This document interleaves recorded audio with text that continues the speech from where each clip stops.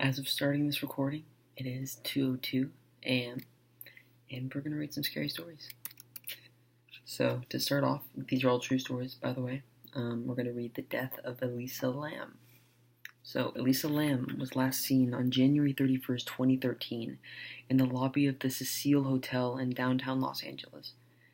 She was vacationing through the West Coast, documenting the trip on her blog and checking in with her parents every day. On January 31st, those calls stopped. Lam had vanished. Soon the police were involved and her parents arrived to help with the search. They had nothing. That February, LAPD released the elevator surveillance footage of Lam before her disappearance. The footage shows Lam behaving strangely in the elevator, appearing to talk with invisible people, peering around the corners and doors, crouching in the corner, and opening and closing the door. Now, I didn't even know about this, or I didn't know I was going to be reading this story, but I actually know about the story. So this woman, there's surveillance footage, like actual surveillance footage of this woman in an elevator, and she's looking around, she's talking to invisible people that aren't there, and come to find out, she ended up dying. She was on the top of the roof inside of the water container, like the water, like it holds the water at the top. But what's really weird is the only two ways to get up there was a door that would have let off an alarm, which she didn't obviously do, because if she would have, they would have figured it out. Or climbing up a ladder, which if she was in the kind of state she was in, like kind of in that haze, she wouldn't have been able to. So people were kind of curious as to how that's even possible. And to make it even weirder, when they found her in the container, her clothes were off, and the hatch was closed on the top, and the hatch is about 20 pounds, so she would have had to get in there, close the hatch, and then get naked, all while being underwater. So she would have to close herself in there, and then, yeah, so it was a really, really scary story, and it's even scarier because this is obviously true, and there's actually like clients in the hotel that she was staying at before she ended up dying were complaining that the water was black. It was blackening, like it was coming out, like there was something in it, and it must have been. They don't really know.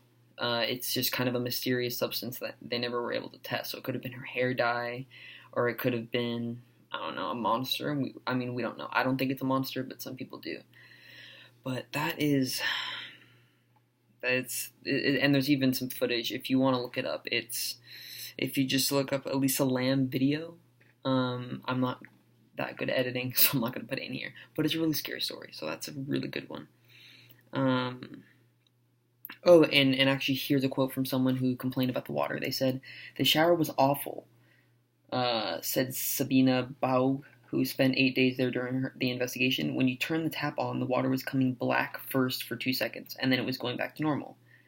The tap water," in quoting, "tasted horrible. It had a very funny, sweet, disgusting taste.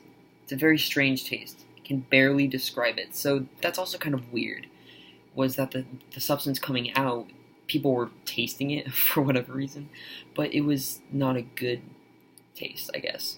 It says, on the morning of February 19th, the hotel employee climbed to the roof and used a ladder to investigate the hotel's water storage tanks.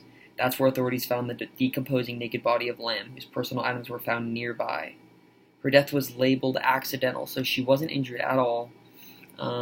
She just drowned. And that's another weird thing, is if this was a murder, how were they able to get her in there without injuring her? So it's so many weird variables that fit in this investigation that just make it very, very strange. Let me see if I can find another story. I think I've talked about that one enough. Alright, this is called The Exorcism in Indianapolis. So it says, last year, the Indianapolis Star published a lengthy report on a family terrorized by 3 children allegedly possessed by demons. The account of The account of Latoya Ammons and her family tells disturbing stories of children climbing up the walls, getting thrown across rooms, and children threatening doctors in deep, unnatural voices. It would seem like something straight out of a movie, a work of fantasy, except all these accounts were more or less collaborated with nearly 800 pages of official records obtained by the Indianapolis Star and recounted in more than a dozen interviews with police. DCS personnel, psychologists, family members, and a Catholic priest all said that that's what happened, so that's insane. It says one of the more chilling sections of the report includes a segment about the possessed 9-year-old, and it says, this is from the report, it says, according to Washington Original DCS reports, an account corroborated by Walker, the nurse, the 9-year-old had a weird grin and walked backwards up the wall to the ceiling. He then flipped over Campbell, landing on his feet. He never let go of his grandma's hand. So, and these are actual quotes from people who were interviewed by these places. I think they're news centers. I don't really know. It says another segment of this piece reads, the 12-year-old would later tell mental health professionals that she sometimes felt as if she was being choked and held down so she couldn't speak or move. She said she heard a voice say she'd never see her family again and wouldn't live another 20 minutes. And that's the end of the article. I've never heard of that one, so I don't really have anything else to add. But that's just, it's insane thinking about, this is what people say. And yes, there's delusions, and people sometimes don't think right or they don't see things. But these are multiple people accounting different things that are around the same, like a possession. Also, I'm getting freaked out. I'm in my room alone.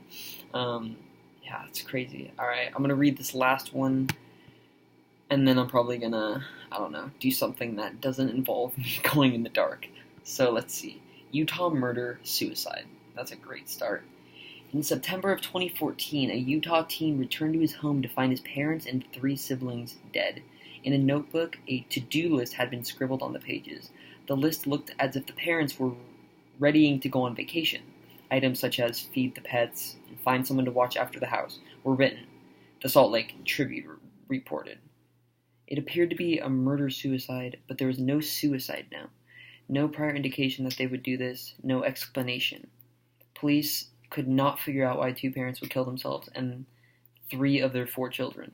So I just want to point out, in case you didn't understand, this boy, I believe, came home to his whole family dead except for him. And they had a list of things to do going on vacation, but it's listed as a murder-suicide. So basically what they believe is that the parents murdered the kids and then killed themselves.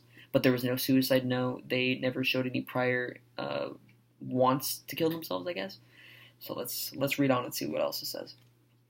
For a year, no one knew exactly what happened to the family, or what would drive the parents to do something so unthinkable. In January, police released more chilling details about the case. According to accounts from family members and an investigation by police, the parents were driven by a belief that the apocalypse was coming and an obsession with the convicted killer. The Washington Post reported, and this is a quote, friends and family told police that the parents were worried about the evil in the world and wanted to escape the pending apocalypse, but most assumed they just wanted to move somewhere, off the grid. Investigators also found letters written by Christy Strack, one of the state's most infamous convicted killers, Dan Lawfery, who was convicted in the 1984 fatal stabbing in his sister-in-law and her 1-year-old daughter. According to trial testimony, he killed the victims at the order of his brother, Ron Lafferty, who claimed to have a revelation from God.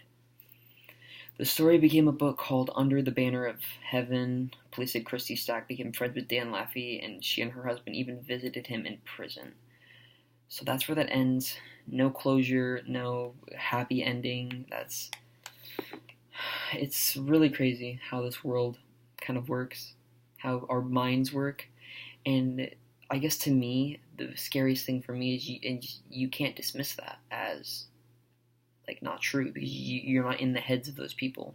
You haven't witnessed it like that nurse did with it saying that the 9-year-old flipped over her, like walking up the wall backwards. Like that's, and if you even think about being in that position, being like experiencing that, you just say no, it's not real, because it's just the easier thing to do. But like for me, I believe it. Like I believe that's possible, and the fact that I believe it is scary because I wish I didn't. Like my defense mechanism of saying it's not real kicks in because it's just easier. It makes it easier for your mind to take in all this crazy information, and it's like all these horror movies that show these things that are quote unquote like fake or fantasy. You're seeing this in these posts. But then there's also, I mean, I could make another video on this, but there's times in the past where before all these movies were made, there were things like this happening, like people who were possessed and they didn't know what to do with them, so they were burned, or witches who were burned in the witch trials, stuff like that. So it's really crazy just to think about all that. But I'm gonna leave the video there. I don't really know when I'm gonna post. I don't know if anyone's gonna watch these posts, but I personally enjoy this, so I'm gonna do this out of my enjoyment. And if anyone wants to sit back and watch these, then I'd be more than happy to provide the content. But anyway, thank you for watching, and I'll see you next video. Peace.